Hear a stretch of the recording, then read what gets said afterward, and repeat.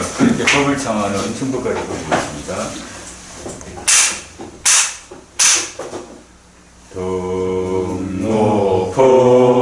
높으신 서성님 사자자에 오르사 사자우를 하소서 감독을 주소서 예인년을 이어서 세인년을 맺도록 대자비를 베푸사 법을 써라 옵소서. 예, 이어서 선체로 스님께 상대를 올리겠습니다.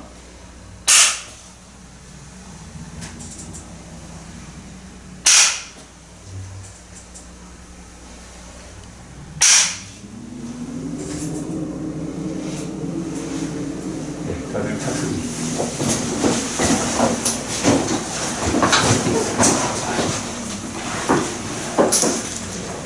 잘들 지내셨습니까?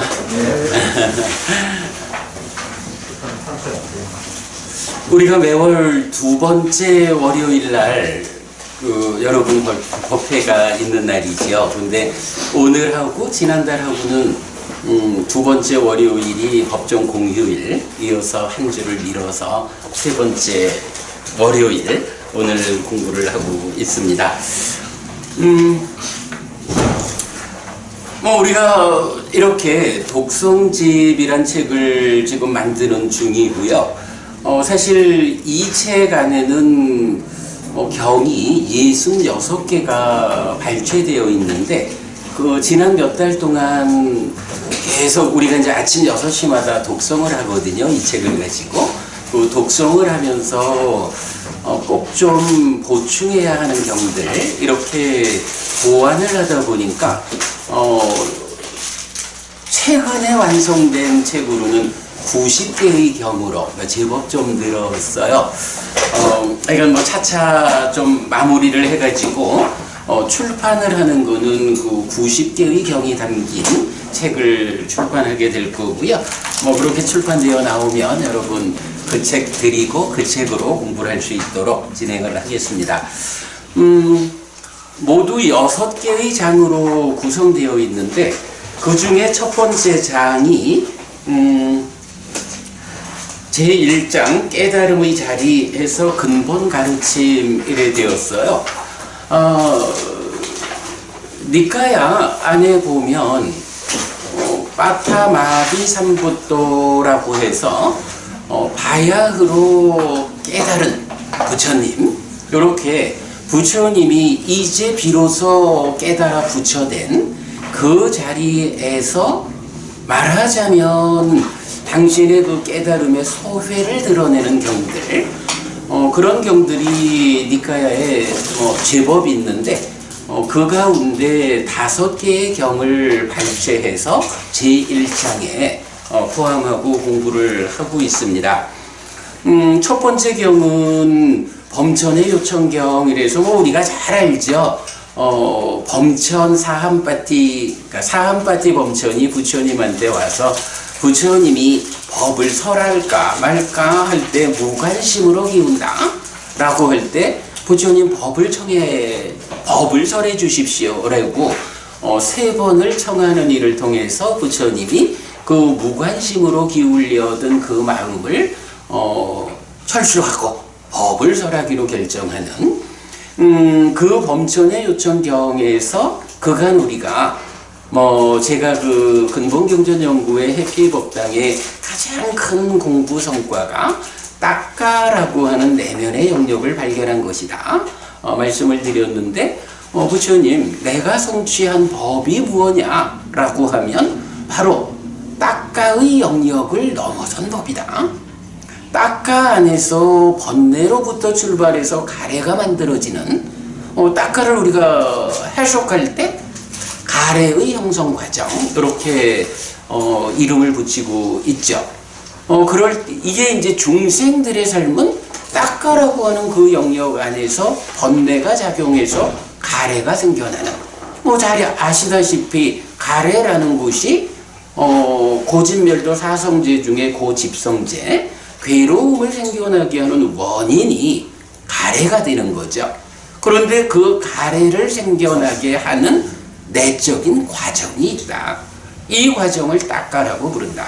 그리고 부처님은 내가 성취한 법이, 내가 깨달아 부처된 그 중심이 무엇냐라고 할 때 딱가 왔자로 라고 해서 딱가의 영역을 넘어섰다.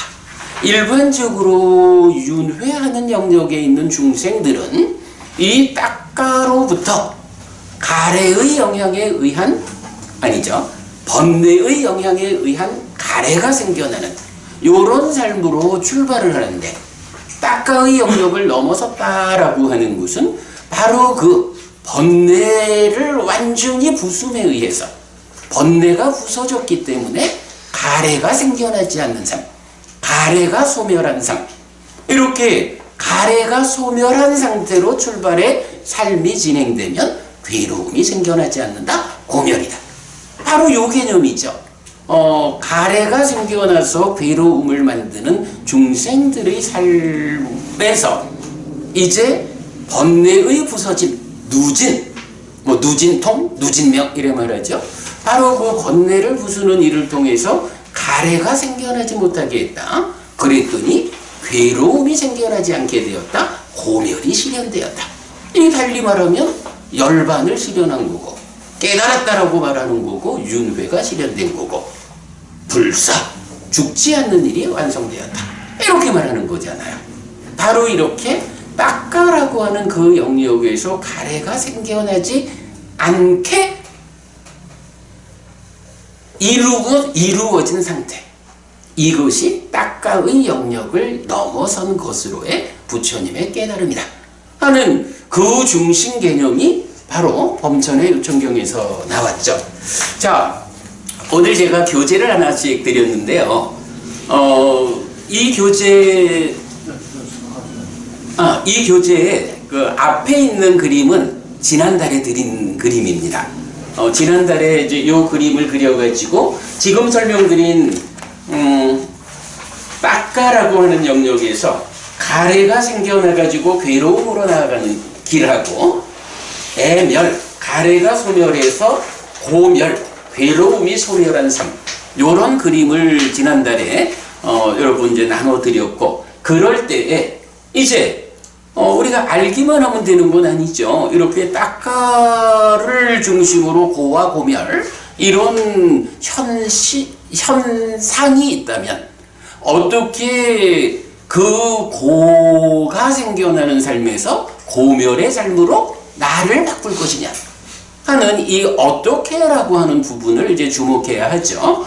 그래서 책에 그 제1장에 있는 나머지 경들에서는 오치원에 대응하는 오법원도 하나의 경이 말했고, 그 다음에 이어가지고 하나의 경은 고를 고멸로 바꾸는 방법이 사념처다. 또 하나는 옥은 5가지 비능이다. 그리고 또 하나는 장로를 만드는 4가지 법이 있다. 이렇게 고를 고멸로 바꾸는, 내 삶을 바꾸는 방법을 제시하는 경이 3개의 경이 있죠. 그렇게 해서 이제 제1장이 5개의 경으로 구성되어 있는데, 지난주에는 이제 그 가운데 그 첫 번째 방법, 사념처에 의해서 고를 고멸로 바꾸는 이렇게 설명하는 경을 보았죠. 자, 그 경이 이제 책에 27쪽에 있는 브라흐마 숙당에서 범천경입니다. 자, 지난주에는 이 범천경에서 말하는 이런 주제. 자, 경에서 이렇게 말했죠. 한때 바야흐로 깨달음을 성취한 세존은 우루엘라에서 네란자라 강변 아자팔라 니그로다 나무에 머물렀다. 그때 외딴 곳에 홀로 머무는 세존에게 이런 심의 온전한 생각이 떠올랐다. 사념처라는 이 길은 중생들의 청정을 위한, 슬픔과 비탄을 건너기 위한, 고통과 고뇌의 줄어듦을 위한, 방법을 얻기 위한, 열반을 실현하기 위한 유일한 경로이다. 자, 요렇게 부처님께서 깨달음의 자리에서 어떻게 내가 깨달았을까 하는 그 부분을, 말하자면 내가 어떤 방법에서 딱가의 영역을 넘어서고 깨달았을까 하는 그 방법론의 첫 번째 사념처라는 길이 있다 라고 제시를 하는데, 여기서 이제 이 말이 나온 거죠. 에까야노라고 해서 사념처라는 이 길이 유일한 경로이다. 저는 이렇게 번역을 했죠. 근데 이제 세상에 보면 또 많은 사람들은 사실은 깨달음에 가는 길은 여러 방법이 있는데 여러 길 중에 사념처가 그 중에 하나의 길이다. 이렇게 해석하는 학자들도 많이 있죠. 지난주에는 제가 왜 사념처라는 이 길이 여러 길 중에 하나의 길이 아니고 유일한 길인가? 자, 그 부분을 설명을 했는데 오늘 드린 교재에서 한 장을 넘겨보겠습니다.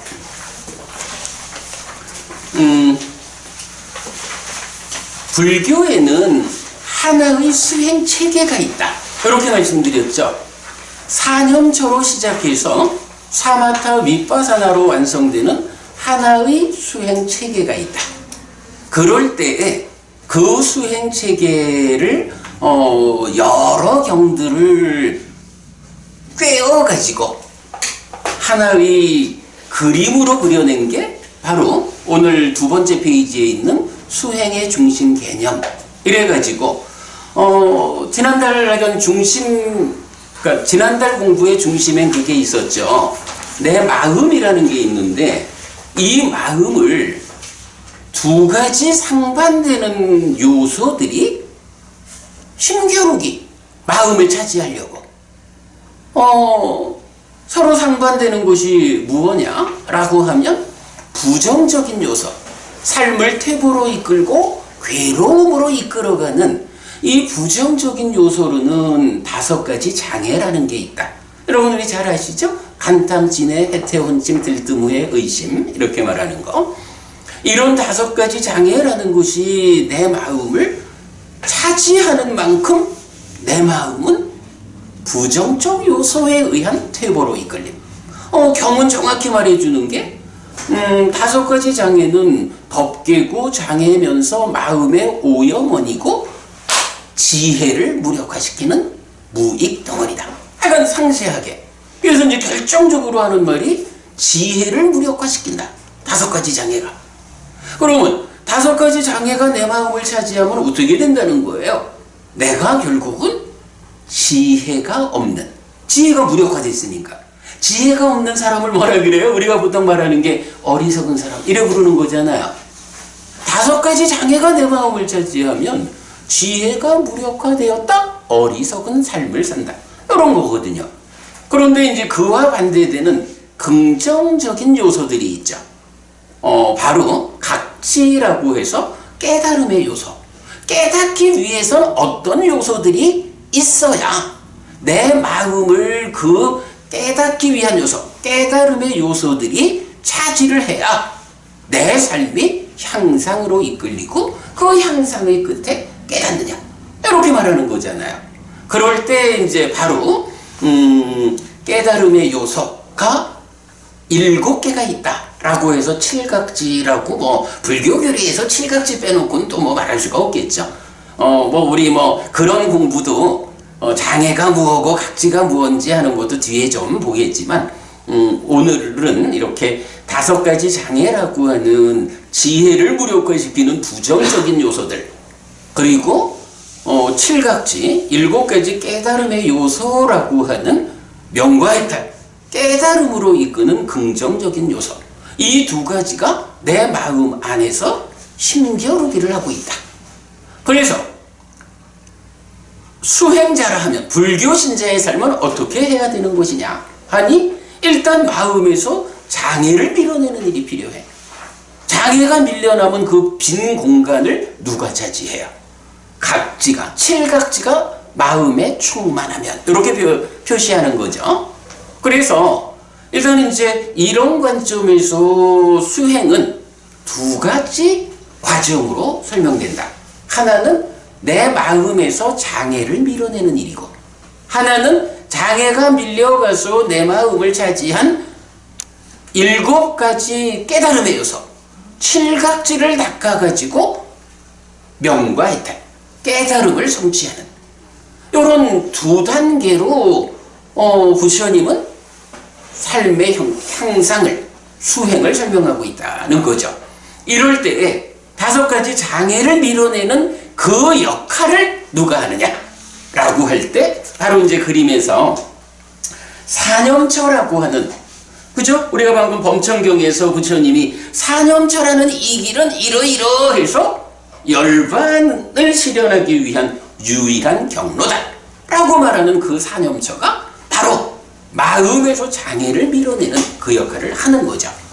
그러면 이렇게 사념처가 수행의 전반부에서 장애를 밀어내주면, 그래서 마음을 충만하는 칠각지를 있는 그대로 닦는 것, 요 방법이 사마타 윗바사나라고 나오죠. 정말 오늘 아침 우리 독성 시간에 그 사마타와 윗바사나가 무엇냐, 어떤 일을 하는 것이냐 하는를 정의해주는 아주 짧은 경을 독송했는데, 경이 바로 그렇게 그 칠각지를 있는 그대로 닦아서 명과해탈로 나아가는 깨달음을 성취하는 후반부의 수행, 이것이 사마타 윗바사나다 라고 알려주거든요.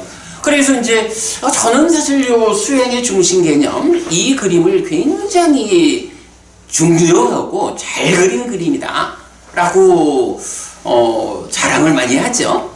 그래서 이제 이렇게 우리가 수행이, 불교 안의 수행은 어떤 체계인가? 짧게 말하면 사념처로 시작하고 사마타 윗바사나로 완성되는 수행의 체계가 있다. 조금 길게 말하면 사념처로 장애를 밀어내는 일로 시작해서 사마타 윗바사나로 칠각지를 있는 그대로 닦아서 깨달음을 성취하는, 칠각지를 있는 그대로 닦아서 완성되는 이런 수행의 체계가 있다. 이렇게 설명하거든요. 이게 니카야의 수행에 대한 입장이죠. 자, 이렇게 놓고 보면 과연 열반을 실현하기 위한, 깨달음을 성취하기 위한 다양한 수행법들이 있는데 그 중에 하나가 사념처일까? 그렇게 볼 수 없죠.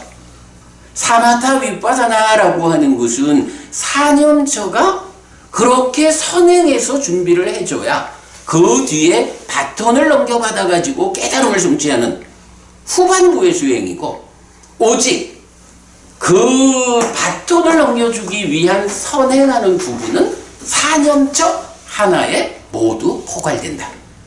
경은 뭐 다양한 수행 방법들을 설명하고 있죠. 하지만 그 수행 방법들이 각각이 열반을 실현하기 위한 독립적인 길들이냐? 그렇지 않죠. 사념처라고 불리우는 이 수행법 안에 다 포괄되는, 그래서 들숨날숨에 대한 사띠를 닦아라 하는 것도 사념처의 일환이고, 이러저러한 상을 닦아야 한다 하는 것도 다 사념처에 속한 주제들이죠. 다양하게 나타나는 수행법들이 독립적으로 하나의 길을 갖는 것이 아니고 사념처로 시작해서 사마타 윗바사나로 완성되는 이 하나의 길에 속한 주제들이다. 이렇게 보아야 하기 때문에 저는 사념처가 하나의 길이다 이렇게 번역하지 않고 유일한 경로 이렇게 번역하고 있다라는 거. 그러니까 지난주에 바로 그 유일한 길이냐 하나의 길이냐 이 부분의 답을 찾기 위해서 우리가 수행의 중심 개념 이 부분을 제가 설명을 드렸어요. 자, 그러면서 뭐 그림에 있지만 사념처 수행을 하면 어떤 효과가 있느냐. 사념처가 말 그대로 네 가지 염처잖아요. 염이라고 하는 게 사띠라고 하는 기능이고 처해서 염처하면 사띠를 확립한다 라는 말이거든요. 그러면 사념처 수행을 하면 이렇게 사띠를 확립하는 수행이니까 사념처 수행을 하면 사띠가 확립되는 거요. 사띠라고 하는 어떤 특별한 기능이 힘을 갖는 거예요. 요렇게만 보면 될까? 근데 그게 아니라 그랬죠. 사념처 수행을 부처님이 이제 다양하게 설명을 해주는데 사념처라는 하나의 수행을 우리가 닦아 나가면 거기에서 염, 사띠뿐만 아니라 정, 삼매, 해, 지혜, 염정해, 사띠, 삼매, 지혜라고 하는 이 세 가지 기능이 함께 닦아진다. 이런 부분을 지난주에 설명을 드렸죠. 이런 부분을 이제 지난주 우리가 공부를 했는데 제가 볼 때는 하여간 딱가로부터 시작해가지고 사념처라고 하는 방법의 제시 그것이 이렇게 수행의 중심 개념으로 그려지는 이런 부분만 우리가 좀 잘 좀 보완할 수 있다면 불교 신자로서의 삶 또 불교 수행자의 수행의 성과가 노력한 만큼의 성과를 얻을 수 있을 것이다. 이렇게 말씀드리고요. 자, 그러면 이제 여기서 원래 순서는 또 이렇게 돼요. 그 범천경에서 보면 사념처가 유일한 경로이다라고 하고 이어가지고 사념처니까 네 가지 염처잖아요. 어떤 네 가지인가? 라고 해서 이제 사념처 수행을 정의해주는 문장이 뒤따라오거든요. 그래서 비구는 신, 몸을 이어보면서 신에 머물러야 한다. 알아차리고 옳고 그름을 판단하고 옳음의 유지 향상을 위해 노력하는 자는 세상에서 간탐과 고뇌를 제거한다. 수, 느낌, 경험을 이어보면서 수에 머물러야 한다. 알아차리고 옳고 그름을 판단하고 옳음의 유지 향상을 위해 노력하는 자는 세상에서 간탐과 고뇌를 제거한다. 심, 마음을 이어보면서 심에 머물러야 한다. 알아차리고 옳고 그름을 판단하고 옳음의 유지 향상을 위해 노력하는 자는 세상에서 간탐과 고뇌를 제거한다. 법, 현상을 이어보면서 법에 머물러야 한다. 알아차리고 옳고 그름을 판단하고 옳음의 유지 향상을 위해 노력하는 자는 세상에서 간탐과 고뇌를 제거한다. 사념처라는 이 길은 중생들의 청정을 위한 슬픔과 비탄을 건너기 위한 고통과 고뇌의 줄어듦을 위한 방법을 얻기 위한 열반을 실현하기 위한 유일한 경로이다. 라고 해서 우리가 사념처 이러면 이건 신서신법 네 가지 대상으로 사띠를 닦는 이렇게 알고 있는데 바로 그 사띠를 확립하는 방법 그리고 사띠를 확립한다라는 이 방법이 사실은 뭐죠? 삶을 향상하는 불교 수행의 절반이잖아요. 마음에서 5가지 장애를 밀어내는 그 일을 하는 거죠. 그래서 이 부분이 이제 더 이어보면서 머물고 이런 식으로 나오는데 경에서 말하는 요 내용이 무슨 의미일까? 몸에서 몸을 이어보자라고 하면 어떻게 하는 것이 몸을 이어보는 것인가? 그 다음에 요 번역의 차이입니다만은 알아차리고 옳고 그름을 판단하고 옳음의 유지 향상을 위해 노력한다라는 것은 어떻게 하는 것일까? 이제 이런 부분을 우리가 구체적으로 공부해야 하죠. 그런데 이제 제가 여기서 순서를 또 조금 바꾸려고 그래요. 자, 왜냐하면 이렇게 사념처 어떻게 삿띠를 확립할 것인가 하는 그 수행의 기법을 설명하려면 거기서 또 이제 필요한 게 뭐냐 하면 바로 요 개념이요. 사념처를 닦으면 염정해, 삿띠삼배 지혜라는 세 가지 기능이 함께 닦아지는 거거든요.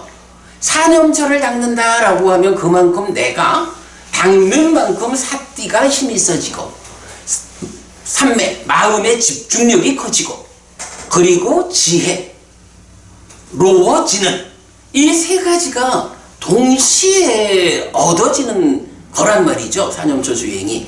그러면 이제 여기서 그러면 삿띠는 뭐고?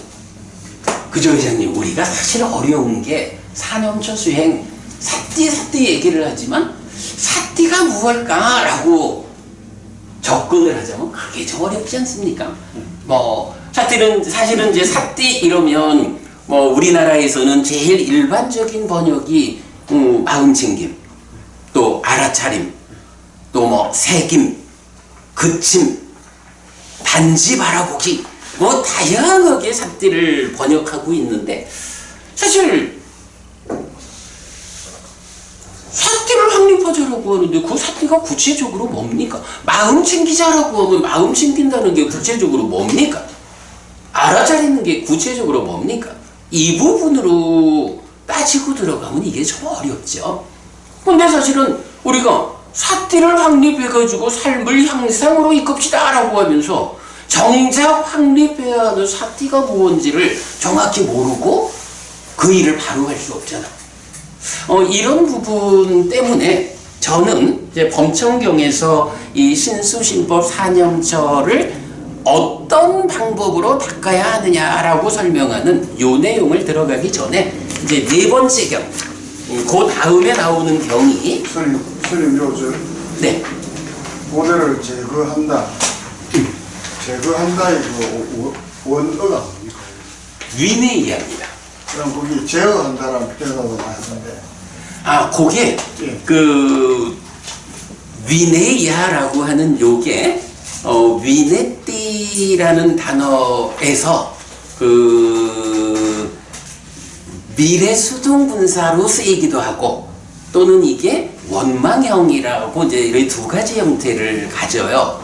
그럴 때 두 가지 문법 사항 중에 어떤 문법을 적용해 가지고 해석하느냐에 따라서 그 내용이 그래 우리 이제 초불련에서 이제 그렇게 주로 번역을 하죠.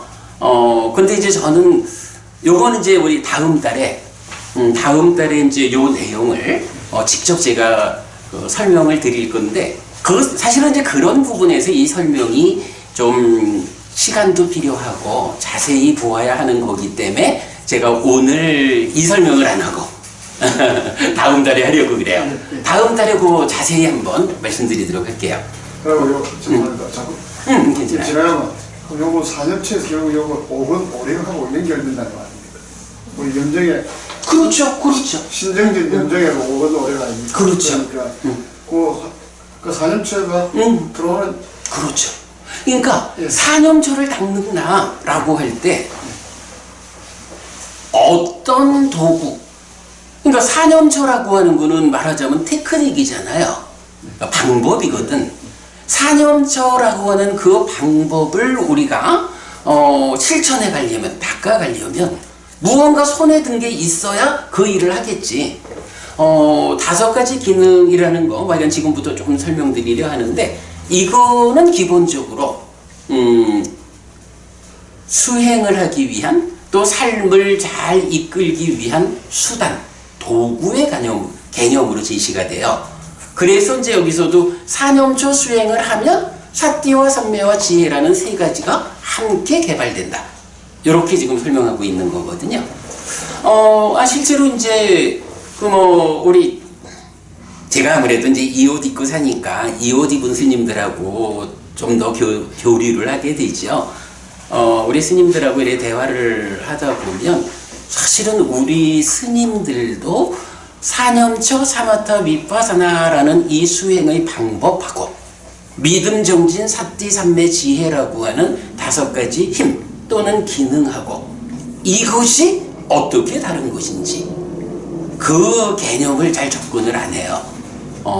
그래서 뭐 예를 들자면 그 어떤 전통적인 방법에 의하면 사띠하고 윗바사나하고 그게 같은 거지 뭐 이렇게 이제 말을 하는 분도 있고. 그런데 사실 우리가 경에 근거해서 공부를 하자라고 하면 그 방법론으로의 사념처 사마타 윗바사나하고 그 방법으로 삶을 향상하기 위한 도구 수단이라는 측면에서 5가지 힘 또는 기능 이거는 구분해서 보아야 하는 뭐 그런 측면 때문에 제가 그 4번째 경 이야기를 이제 먼저 좀 들어가려고 그래요. 자, 그러면 책의 31쪽으로 넘어갑니다. 사함바띠 브라흐마 수땅 사함바띠 범천경입니다. 한때 바야흐로 깨달음을 성취한 세존은 우루웰라에서 네란자라 강변 아자팔라 니그로다 나무에 머물렀다. 그때 외딴 곳에 홀로 머무는 세존에게 이런 심의 온전한 생각이 떠올랐다. 5가지 기능을 닦고 많이 행할 때 불사로 들어가고 불사를 지지하고 불사를 완성한다. 어떤 5가지인가? 믿음의 기능을 닦고 많이 행할 때 불사로 들어가고 불사를 지지하고 불사를 완성한다. 노력의 기능을 닦고 많이 행할 때 불사로 들어가고 불사를 지지하고 불사를 완성한다. 사띠의 기능을 닦고 많이 행할 때 불사로 들어가고 불사를 지지하고 불사를 완성한다. 삼매의 기능을 닦고 많이 행할 때 불사로 들어가고 불사를 지지하고 불사를 완성한다. 지혜의 기능을 닦고 많이 행할 때 불사로 들어가고 불사를 지지하고 불사를 완성한다. 이런 5가지 기능을 닦고 많이 행할 때 불사로 들어가고 불사를 지지하고 불사를 완성한다. 라고 해서 결국은 부처님 그 깨달음의 자리 소회를 드러낼 때 말하자면 앞의 경에서는 방법론으로 말할 때 사념처라는 이 길, 이 방법이 유일한 경로요. 이렇게 말씀을 하셨다면 사함바띠 범천경에서는 믿음, 정진, 사띠, 삼매, 지혜라는 이 5가지의 도구 여기서는 이제 불사로 들어가고 불사를 지지하고 불사를 완성한다. 열반을 실현한다라는 것과 같은 의미죠. 그런데 앞의 경에서는 이런 테크닉으로 가야 돼. 이런 설명이라면 이제 이 경에서는 이런 도구를 갖추어서 가야 돼. 이렇게 말하는 이제 차이가 있죠. 뭐 뒤에 가가지고 이제 우루웰라강 2번 나오는데 그거는 또 좀 다른 방법으로 좀 더 서술적인 방법으로 아라한이 되는 그 과정을 서술하고 있고 이제 이런 이제 차이를 좀 보여주죠. 자, 제가 이건 지난주에 보니까 1시간 15분인가를 설법을 했더라고요. 그래서 위원회에서 오늘은 1시간을 안 넘기려고 아까 그 한 20분쯤에 제가 그 강의를 시작했거든요. 그러니까 20분 넘기지 않고 뭐 오늘 하다 못하면 다음 달에 이어서 하는 걸로 넘기지 않도록 하겠습니다. 자, 오늘 제가 드린 교재 중에 또 한 장을 넘겨보겠습니다.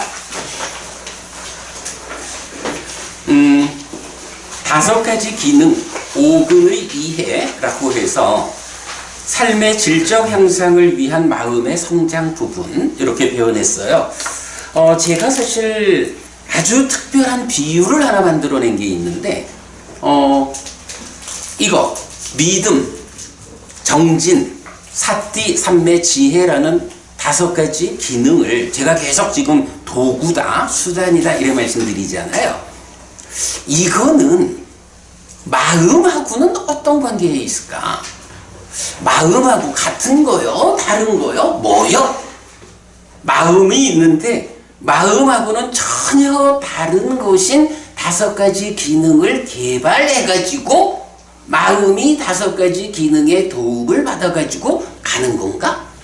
그러면 마음하고 기능은 어쨌든 다른 건가 봐? 이렇게 보아야 할 거냐? 아니면 마음하고 기능하고 다 같은 거지 뭐 이렇게 하나로 보아야 될 거냐? 요런 점에서 사실은 굉장히 고민스러운데, 저는 마음하고 5가지 기능하고를 아주 기가 막힌 비유를 통해서 한번 설명을 해봤어요. 우리 그 올챙이가 있잖아요. 올챙이라는 게 뭐 하여간 그 물속에서 꿈틀거리고 다니는데, 법은님, 올챙이가 어떻게 생겼어요? 그냥 동그란 몸통 하나에 꼬리만 달려있죠? 요렇게 그 올챙이가 있는데, 이 올챙이가 그 물속에서 자기 나름대로 열심히 살거든? 자기 나름대로 열심히 살다 보면 어른이 되어 간다고. 그 어른이 되는 과정을 보면요, 일단은 뒷다리가 쑥 나와요. 뭐 왼쪽 오른쪽이 먼저인지는 모르겠어. 그러니까 뒷다리가 쑥 나오고 그 다음에 앞다리가 쑥 나오더라고. 제가 처음에 이 비유를 생각해가지고 설명을 하는데, 나는 생물학적인 지식이 없어가지고 앞다리가 나오고 뒷다리가 나온다 하니까 우리 법부님이, 스님, 올챙이는 뒷다리 먼저 나오고 앞다리 나중 나와요, 그러더라고. 법부님들하고 그렇게 만들어가는 거죠. 그 보면 재밌는 게, 뒷다리가 쑥 나오고 앞다리가 쑥 나오는 그 과정에 한 가지 또 진행되는 일이 있어요. 이 올챙이 꼬리가 퇴화하잖아. 그죠?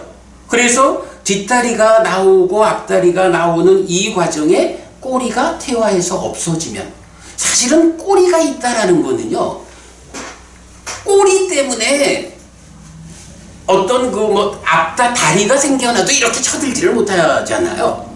꼬리라는 방해 요소가 없어져야 뒷다리 나오고 앞다리 나오고 꼬리 없어진 그 상태에서 뒷다리로 버티고 앞다리로 딱 밀으면 고개를 번쩍 쳐들잖아. 그죠? 그러면 올챙이가 뒷다리 앞다리가 나오고 꼬리가 퇴화해가지고 고개를 딱 쳐들면 그때 뭐라고 불러요? 굳이 그때는 올챙이가 아니요, 그저 개구리가 되거든. 그러면 법부님, 그 올챙이하고 개구리하고는 다른 존재예요? 다르다 하기 좀 곤란하죠. 근데 같은 존재인가요? 사실로 따지면 올챙이는 올챙이고 개구리는 개구리지 뭐 같다 할 수 없어. 저는 그 부분을 이렇게 표현했어요.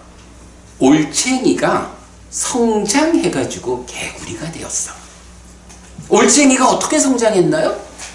몸통과 꼬리만 있던 그 상태에서 뒷다리가 나온다라는 뒷다리로 성장하고 앞다리로 성장하고, 그리고 앞꼬리가 퇴화했기 때문에 앞다리로 딱을 탁 딛고 밀으니까 머리를 쳐들게 됐잖아. 요렇게 성장한 거요. 그죠? 그러면 이렇게 성장하면 어떻게 돼요? 올챙이는 물속에서 열심히 살아도 물속에서 뭐 이렇게 고개를 쳐들어서 더 높은 곳을 볼 수 없다고, 더 넓은 곳을 못 본다고. 그런데 이렇게 고개를 쳐들어서 개구리가 되면 이제 넓은 세상을 볼 수 있잖아. 거기에다가 심지어는 아예 물 밖으로 나와가지고, 그죠? 물 밖으로 나와가지고 넓은 세상을 자유롭게 다니잖아. 올챙이 개구리 되기라는 비유를 제가 만들어가지고 우리 이 책에다가 적어놨어요. 이따가 제가 좀 소개를 드리도록 할게요. 제가 볼 때 마음이라는 거하고 5가지 기능이라고 하는 거가 같은 걸까? 다른 걸까? 아닌 것 같아. 마음이 믿음이라는, 정진이라는, 사띠라는, 삼매라는 이 4가지를 뒷다리 앞다리에 삼아가지고 성장을 한 거야. 그리고 그 과정에 간탐진해 해태온침 들뜨무의 의심이라는 5가지 장애의 꼬리가 없어졌죠. 꼬리가 이건 없어진 거야. 그러니까 어떻게? 이제 딱 땅을 딛고 고개를 쳐들 수가 있는 거야. 그러니까 올챙이 때보다 훨씬 더 높은 각도에서 세상을 보고 또 이 세상을 네 다리를 쏘가지고 자유롭게 움직인다고. 그러니까 고개를 쳐들어서 세상을 보는 요게 뭐야? 지혜죠. 그래서 우리 마음이라는 게, 아니 회장님 안 그렇겠어요? 그거 말하자면 회장님 같이 현명한 분도 마음이 있잖아. 그런가 하면 전혀 공부하지 않은 우리가 말하는 어리석은 이런 사람도 그 마음이 있잖아요. 마음이라고 하는 거는 똑같이 있는 거거든. 그런데 이 사람의 마음하고 잘 공부된 사람의 마음하고를 같다고 볼 수는 없잖아요. 그 차이가 뭐겠어? 공부하지 않은 사람, 우리 경에서 늘 말하는 배우지 못한 어리석은 범부에게 있는 몸뚱으로의 마음? 5가지 장애라는 꼬리가 달렸어. 그런데 이제 바르게 공부를 해가지고 수행을 해가지고 뒷다리가 나오고 앞다리가 나오고 꼬리가 퇴화한 이래가지고 지혜롭게 세상을 볼 수 있는 이 사람, 당연히 그 같은 마음이지만 마음의 질은 다르죠. 마음이 성장했다. 그 성장의 끝에 올챙이가 완전히 개구리로 탈바꿈하듯이 중생이라고 하는 이 존재의 삶이 아라한되어서 윤회에서 벗어났다. 일체의 괴로움이 소멸한 완전한 행복, 열반을 실현했다. 불사, 죽지 않음을 실현했다. 이게 성장한 삶이죠. 삶의 향상, 그런 방향으로 가는 거겠죠. 그래서 저는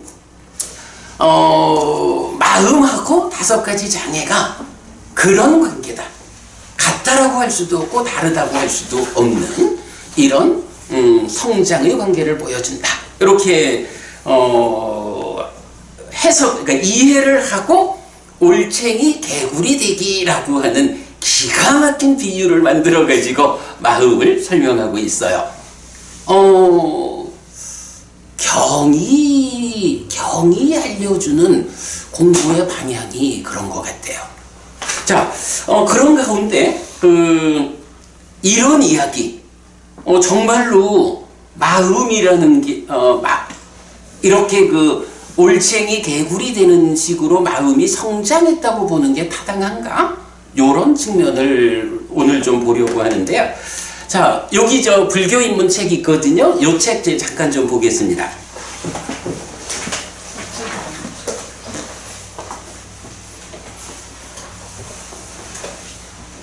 그 뒤에 있던 책을 여기 갖다 놨어요. 463쪽이요.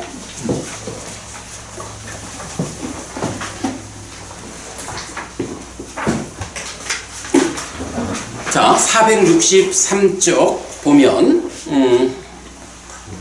믿음과 계와 지혜의 3가지 갖춤 이렇게 나와요. 세계의 법을 구성하는 또 한 가지는 앙구타라니까야 세세모음 139번 갖춤경이 말하는 믿음, 계, 지혜입니다.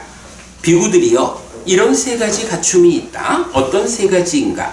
믿음을 갖춤, 계를 갖춤, 지혜를 갖춤. 이것이 비구들이여 3가지 갖춤이다.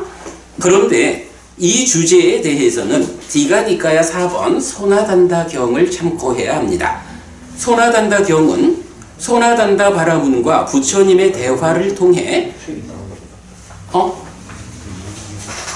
책이 여기 또 없나? 저기 꽂힌 게 있는데 그 옆에 꽂힌 거 463쪽이에요. 소나단다경은 소나단다 바라문과 부처님의 대화를 통해 바라문이기 위한 2가지 필수 요소를 드러내줍니다. 바라문들은 태생, 만뜨라, 외모, 계, 지혜의 5가지 요소를 갖추어야 하는데, 그러니까 이제 브라만교, 힌두교의 사제인 바라문들은 5가지를 갖추어야 바람은 대접을 받는다. 이런 얘기거든요. 그 5가지가 있는데 이제 부처님이 질문을 하는 거야. 그 5가지 중에 한 가지는 없어도 좋다 라고 어떤 거 한 가지를 배제하자면 무엇을 배제할 수 있느냐. 이제 요렇게 이제 질문을 하면 소나단다 바라문이 순서대로 뭐 좀 못생겨도 바라문 할 수 있죠. 요렇게. 그 다음에는 만뜨라, 진엄 이런 거 좀 못 외워도 되죠.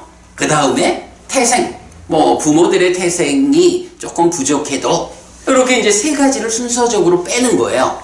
그러면 이제 5가지 중에 그 계하고 지혜 2개가 남잖아요. 자, 그 2가지 중에서는 어떤 거를 뺄 수 있을까? 이렇게 질문할 때 선하단다 바라문이 그 2개는 하나도 뺄 수가 없어요. 이렇게 답하는 내용이거든요.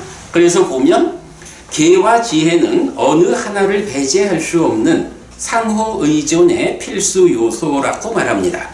곧다마 존자시여 계의 청결로부터 지혜가 있고 지혜의 청결로부터 계가 있습니다. 계가 있을 때 지혜가 있고 지혜가 있을 때 계가 있습니다. 계를 중시하는 자에게 지혜가 있고 지혜가 있는 자에게 계가 있습니다.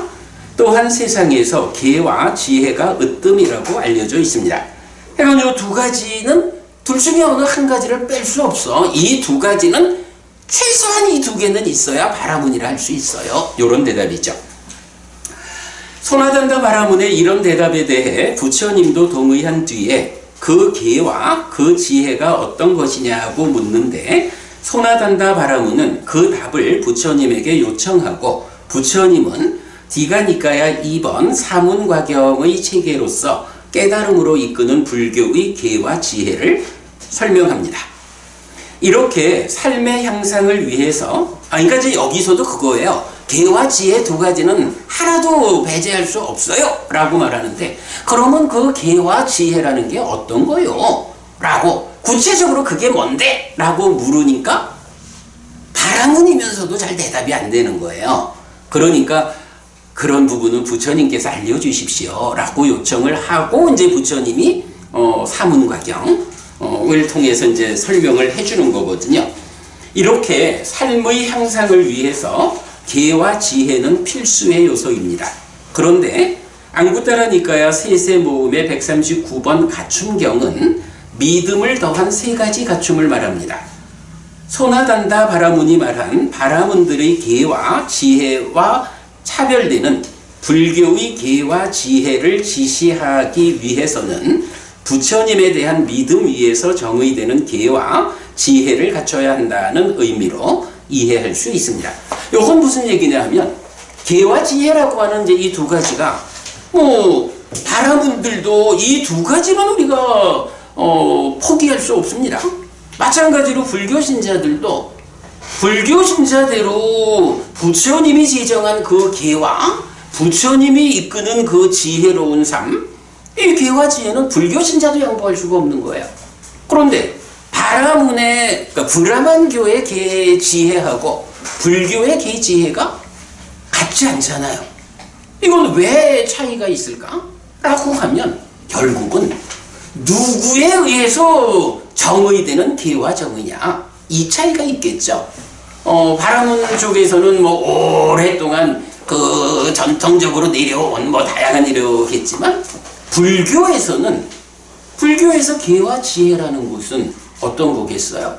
불교의 계는 부처님께서 제정해 주신 계가 있어요. 그리고 불교의 계, 지혜는 만약에 브라만교 같으면 그들대로의 지혜라는 건 어떤 지혜가 되겠어요? 그들로 보면 창조주 하나님 브라흐마가 있고 그 창조주 하나님 브라흐마의 분신으로의 아트만이 있어. 그래서 창조주 하나님과 분신이 하나라고 이렇게 범하일려 이렇게 부르는 거잖아요. 그렇게 삶을 보는 게 그들대로는 지혜겠죠. 그런데 불교적으로 지혜는 그러지 않죠. 불교적으로는 무상고무아라고 하는 이런 자라남 줄어듦 무상하다라는 그야말로 열애의 출현 여부와 관계없이 세상에 존재하고 내 삶에 적용되는 원리의 이치가 있다고. 무상하다. 무상고무아라는 이런 사실에 부합하게 삶을 보는 것을 부처님은 지혜라고 한단 말이죠. 그러면 이 차이가 뭐냐 하면 창조주 하나님 브라흐마를 믿는 사람들 입장에서는 그들대로의 계와 지혜가 있는 거예요. 부처님이 깨달은 분이다. 우리 스승 부처님은 완전한 깨달음을 성취한 정등각이다. 그래서 부처님 가르침은 완전하다. 이런 믿음을 가진 불교 신자들한테는 불교 신자대로의 계와 지혜가 있는 거예요. 그러니까 힌두교의 계 지혜하고 불교의 계 지혜가 다른 거죠. 바로 그 부분 때문에 이제 가춘경에서는 계와 지혜라는 양보할 수 없는 두 가지의 애가가 누구의 계와 지혜냐, 이 측면을 더해서 믿음을 말하는 거죠. 그래서 믿음과 계와 지혜라는 세 가지를 갖추어야 한다, 이렇게 표현하고 있는 거죠. 사실은 여기 뭐 제가 그리고 이 세 가지 법은 이어지는 법의 전개를 이끕니다 라고 했는데, 오늘 주제는 아닙니다만은 이제 우리가 니까야를 보다 보면 바로 이렇게 믿음과 계와 믿음, 계, 지혜에다가 보시 하나를 더한 네 가지 법이 굉장히 중요하게 특히 제가 신자의 신행을 이끌고, 거기에 배움이라는 게 하나 더 들어가면 또 많은 경들을 통해서, 그건 대표적으로 원하는 곳에 태어나는 방법, 하늘에 태어나는 방법, 이러면은 믿음과 계와 배움과 보시와 지혜, 뭐 이런 식으로 믿음, 계, 지혜에서 한 개, 두 개 확장되는 법들을 통해 가지고 정말 많은 경들이 특히 제가 신자를 중심으로 하는 삶의 향상을 이끄는 경들을 볼 수 있어요. 그래서 어쨌든 이제 그 바탕에 믿음, 계, 지혜가 있다, 이제 이 말씀이죠. 자, 그래서 이제 오늘 드린 교재 중에 세 번째 그림으로 가보면요. 아니, 기자님 지금 있는 거. 세 번째 거. 그거요. 아까 우리가 펼쳐놓은 거죠. 그러니까 5가지 기능의 이해. 자, 여기에서 보면 이 시작을 그렇게 한 거예요. 그 가춘경에 의해서 믿음과 계와 지혜라는 세 가지가 있는 거야. 이럴 때 계라고 하는 것은 무엇냐 하면, 뭐 그냥 쉽게 말하면 뭐 질서로운 삶을 살아야 한다. 부처님이 어떤 삶이 질서로운 삶이냐, 뭐 이렇게 정해주는 게 계죠. 그래서 계는 삶의 질서 또는 향상된 삶의 실천, 이렇게 표현을 했는데, 우리가 공부를 통해 가지고 내 삶이 향상되면, 삶이 향상되어 갈수록 삶을 사는 방법이 원숙해지죠. 달라지죠. 그렇게 삶의 질서고, 또 공부를 통해서 향상된 삶이 실천되는 그런 삶, 결국은 그냥 한마디로 말하면 삶의 질서죠. 그래서 그게 계요. 그러면 이제 믿음과 계에 이어서 지혜라는 게 있단 말이죠. 이 지혜는 무엇일까? 라는 측면을 이제 좀 보아야 하는데, 결국은 지혜가 5가지 기능을 대표하는 개념으로 나타나는데요. 여기서 좀 전에 제가 말씀드린 그 개념, 마음하고 기능하고 이건 어떤 걸까? 같은 걸까? 다른 걸까? 이렇게 이제 보았잖아요. 이 문제에 답을 주는 경이 있어요. 요즘 우리가 수요일 저녁 7시에 이제 맞지마 니까야 관통법회 해가지고 맞지마 니까야를 1번부터 이제 진도를 나가고 있어요. 우리가 지난주에 70번을 했구나. 요번 주에 71번 들어가는데, 43번째 경이 교리문답의 큰 경, 그러니까 마하웨달라석당 이렇게 나오거든요. 이 교리문답의 큰 경에서 보면 한마디로 이렇게 말해. 식이라는, 그러니까 지혜를 말하면서 지혜를 식하고 연결해가지고요. 지혜라는 거하고 식은 심의식 이러는 거니까 식은 마음이거든요. 지혜하고 식이라는 이름의 이 마음하고는 떼어서 말할 수가 없는 거야. 요거는 식이요, 마음이고 요거는 지혜라고 따로 떼어가지고 설명할 수 없습니다. 이 두 개는 그러니까 따로 떼어서 분리해서 그 차이를 설명할 수 없습니다. 라고 하면서 꿰뚫어한 것을 분별해 알고 분별해 한 것을 꿰뚫어 합니다. 이렇게 해가지고 지혜라는 것을 식과 연결해요. 자, 이 부분은 제가 경을 직접 좀 소개해 드리도록 할게요.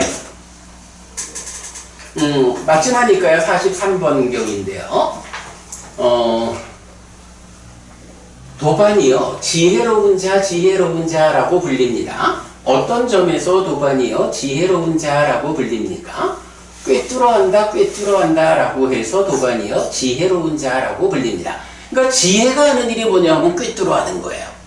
요런 역할을 하는 거죠. 무엇을 꿰뚫어합니까? 이것이 고다라고 꿰뚫어 알고, 이것이 고의 자라남이다 라고 꿰뚫어 알고, 이것이 고의 소멸이다 라고 꿰뚫어 알고, 이것이 고의 소멸로 이끄는 실천이다 라고 꿰뚫어 합니다. 꿰뚫어 한다, 꿰뚫어 한다 라고 해서 도반이요, 지혜로운 자라고 불립니다. 달리 말하면 고진별도 사성제를 꿰뚫어 한다. 그러니까 그냥 우리도 사실은 고진별도 사성제를 알죠. 그런데 얼마만큼 아느냐? 라고 말하면 좀 쑥스럽죠. 꿰뚫어 한다. 이런 표현의 차이죠. 이어서 도반이요, 식이라고 불립니다. 요 윈냐나라는 말의 번역이죠. 어떤 점에서 도반이요, 식이라고 불립니까? 인식한다. 요 이제 위자나띠라는 원어가 있죠. 인식한다, 분별해 한다. 그러니까 분별해서 안다라는 말인데 이제 사전적으로 그게 인식이에요. 그래서 분별해 한다, 분별해 한다, 인식한다라고 해서 도반이요, 식이라고 불립니다. 무엇을 분별해 합니까? 락이라고도 분별해 알고, 고라고도 분별해 알고, 불고불락이라고도 분별해 합니다. 분별해 한다, 분별해 한다 라고 해서 도반이요, 식이라고 불립니다. 도반이요, 해와 식, 이 법들은 연결된 것입니까? 아니면 분리된 것입니까? 같은 거예요? 다른 거예요? 이런 의미가 되겠죠? 연결, 분리. 이 법들을 구별하고 구별하여 차이점을 선언하는 것이 가능합니까? 도반이요, 해와 식, 이 법들은 연결된 것이고 분리된 것이 아닙니다. 이 법들을 구별하고 구별하여 차이점을 선언하는 것은 가능하지 않습니다. 참으로 도반이요, 꿰뚫어 한 것을 분별해 알고 분별해 한 것을 꿰뚫어 합니다. 그래서 이 법들은 연결된 것이고 분리된 것이 아닙니다. 이 법들을 구별하고 구별하여 차이점을 선언하는 것은 가능하지 않습니다. 이렇게 하여간 떼어서 말할 수 없는 거야. 아니 이게 마음하고 지혜라는 기능이 다른 거라면 당연히 떼어서 말할 수가 있을 거 아니에요. 우리 왜 저 얘기도 있잖아요. 마음은 빛난다, 개그로운 오염원에 오염되었다. 이래가지고 심지어는 우리 마음 이야기를 하면서 번내거나 탐진치거나 이런 것도 그거 마음 본체가 아니고, 그러니까 본래 마음에 속한 게 아니고 손님으로 온 거요. 손님으로 온 것에 오염되어 가지고 우리가 좀 잘 못 살고 있어. 그러나 공부를 통해서 수행을 통해 가지고 이어지는 그렇게 나오죠. 마음은 빛난다, 개그로운 오염원에서 벗어난다 라고 해서 분리해 가지고 깨달음을 성취하는 거예요. 근데 여기서 지혜라고 하는 거는 그렇게 개그로운 오염은 이런 관점이 아닌 거야. 떼어서 말할 수가 없는 거야. 말하자면 내가 부처님 가르침을 잘 공부하는 과정, 교학과 수행, 이 공부의 과정을 통해서 마음이 지혜라는 이름으로 성장을 하면 이건 누구도 내 마음의 성장 부분인 그 지혜를 떼어가지고 가져갈 수 없어. 성장 부분이요. 이렇게 이제 우리가 이해할 수 있는 거죠. 그래서 연결된 것이고 분리된 것이 아닙니다. 이 법들을 구별하고 구별하여 차이점을 선언하는 것은 가능하지 않습니다. 도반이요, 해와 식, 연결된 것이고 분리된 것이 아닌 이 법들에게 어떤 차이점이 있습니까? 도반이요, 해와 식, 연결된 것이고 분리된 것이 아닌 이 법들 가운데 해는 닦아야 하는 것이고, 그죠? 수행을 통해서 지혜라는 이거는 성장시켜야 되는 거잖아. 마음의 성장부분 닦아야 하는 것이고, 식은 완전히 알아야 하는 것입니다. 이것이 그것들의 차이점입니다. 라고 해서 식이라는 마음하고 해, 지혜를 이렇게 설명하고 있는 거예요. 자, 그래서 이제 그거를 제가 그림을, 그죠? 믿음과 계와 지혜라는 갖춤경이 말하는 세 가지, 뭐 선화단다경까지 이렇게 같이 보았어요. 그 상태에서 지혜라는 것은, 지혜가 있다라는 것은 식이라는 마음을 배제하고는 지혜가 있을 수 없는 거예요. 그죠? 분리해서 말할 수 없는 거예요, 이거. 그러니까 지혜가 있다라는 건 당연히 식이 함께 있어야 되는 거예요. 그런 상태에서 식이라는 것은 기본적으로 인식하는 거, 분별해 아는 거요. 대상을 인식하는 거요. 그런데 차이점 이렇게 말할 때는 이제 완전히 알아야 하는 거 또는 완전히 알려져야 하는 거 이렇게 표현할 때는 수행을 통해서 식이라는 마음의 완성 상태가 어떠하냐 이렇게 이제 표현하는 거고, 지혜라는 것은 이렇게 성장시켜 가야 하는 거니까 닦아야 하는 거예요. 이렇게 표현을 하고 있는 거죠. 요거 다 지금 경전 이야기죠. 제 얘기 아니고. 이게 아주 중요한 게 해피스님이 해피스님 이야기하지 않는다는 거, 경의 말씀으로 이야기한다는 거, 이건 아주 중요하죠. 자, 그래서 그런 관계를 정리한 게 식과 해는 연결된 것이다. 그래서 꿰뚫어 안 것을 분별해 알고 분별해 안 것을 꿰뚫어 안다. 이렇게 읽어보았고요. 그러면 바로 이런 방법, 이렇게 같은 거인데 차이 나는 이런 부분을 보면, 아, 이것이 마음이 성장한 것이다.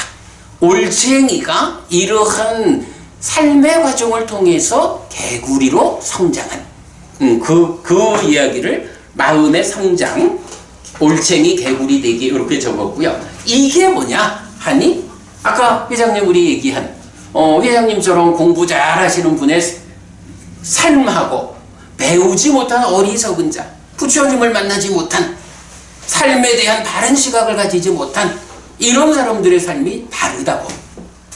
그러한 차이가 어떤 차이냐? 삶의 질의 차이지 뭐. 어떤 질적 삶을 살아내느냐? 바로 우리가 이렇게 부처님 가르침을 공부하는 이런 일을 통해 가지고 내가 하고자 하는 일이 뭐예요? 내 삶을 좀 더 질적으로 향상시켜야겠다. 그리고 그 끝에 나도 깨달아 윤회에서 벗어나야겠다. 거기까지 가겠다. 이게 부처님의 제자 된 사람들이 공부하는 하나의 방향이죠. 그렇게 이제 우리가 말을 하면 되겠고요. 자, 여기까지 하니까 시간이 딱 됐네.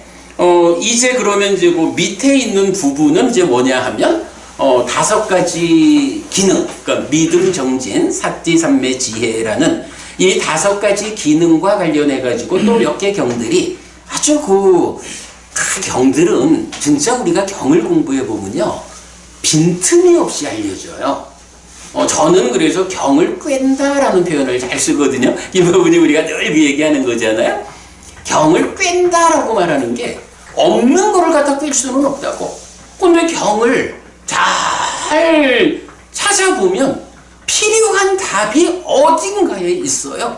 그럼 그 있는 답을 찾아가지고 꿰면 부처님이 설명하는 우리 삶의 방향성이, 제가 좀 전에 해피스님 얘기 아니라고 한 게 경을 꿰어가지고 부처님이 알려주는 방향성으로 가는 일을 우리가 하지, 내가 이럴까요? 라고 하는 나의 어떤 상상을 가지고 경을, 요때는 경을 도용하는 거와 같죠.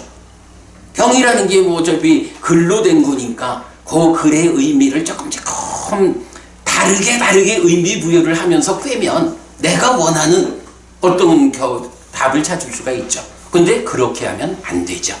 네, 이제 그렇게 이제 5가지 기능 이야기가 이어 나오는데, 아마 요 나머지 부분하고 이제 아까 남겨놓은 사념처 수행의 구체적 테크닉, 이 부분하고를 다음 달 수업에서 설명할 수 있을 것 같아요. 자, 시간을 제가 잘 맞춰서 다행입니다. 여기까지 하겠습니다. 자, 여가이지 선생님께 앉아서 일대일을 올리겠습니다.